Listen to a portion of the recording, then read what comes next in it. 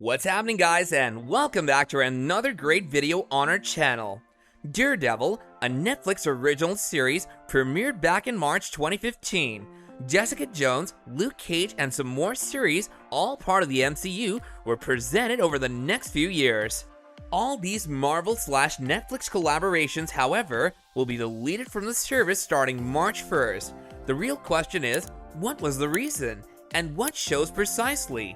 Let's get into the reason as to why Netflix is removing Marvel shows. Number 5. Netflix is officially Marvel-less.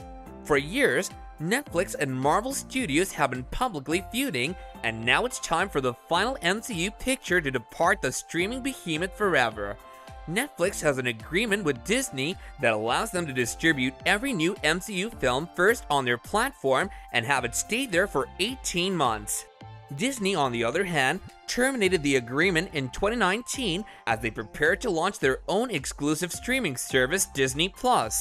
Ant-Man and the Wasp, which was released in July 2018 and was still under the Netflix-Disney deal, is the last surviving film on Netflix. In August, the sequel to Ant-Man, starring Paul Rudd and Evangeline Lilly, will be released on Disney+, completing the collection and allowing fans to watch the entire Marvel Cinematic Universe in one place, except for the Tom Holland Spider-Man films, which are produced and distributed by Sony Entertainment. Number 4. What MCU shows are leaving Netflix? Here's a quick primer on the Marvel series on Netflix. Disney and Netflix previously collaborated to expand the MCU outside its films with a series of episodes centered on the Defenders, a group of New York City-based superheroes. It all started with Charlie Cox's Daredevil in 2015, followed by Kristen Ritter's Jessica Jones, Mike Colter's Luke Cage, Finn Jones's Iron Fist, and Jon Bernthal's The Punisher, getting his own original series after debuting in Season 2 of Daredevil. Except for Bernthal, all of them would subsequently partner up for one season of the Daredevils. In 2018, all of the shows were cancelled, and now they're being completely removed. Number 3. The future of MCU shows. More of the Marvel Cinematic Universe will soon be one big happy family living under a single roof, as Netflix's Marvel's Defenders shows Daredevil, Jessica Jones, Luke Cage, Iron Fist, The Punisher, and The Defenders are going to leave Netflix and make their way over to Disney+. Entertainment Weekly reported the news. There's no information on when Daredevil, Jessica Jones, or the rest of the shows will make their debut on Disney+. In a new interview, Feach was asked directly about the prospect of Daredevil, Jessica Jones, Luke Cage, Iron Fist, and The Punisher returning in some form to rejoin the MCU, and he didn't definitively rule it out by any means. I think we probably could do it. I think a lot of that stuff comes back to us. There are always rumors online about things reverting. Sometimes that's true, sometimes it isn't, but I'm not exactly sure of the exact contracts, but perhaps someday. If there's any future for Marvel's Defenders, it's going to unfold somewhere other than on Netflix. Multiple live-action TV shows that tell stories set in the Marvel Cinematic Universe are leaving Netflix at the end of February.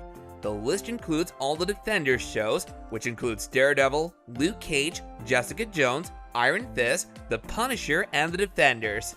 But Marvel's Agents of S.H.I.E.L.D., the network series whose existence predates The Defenders, is also leaving at the same time.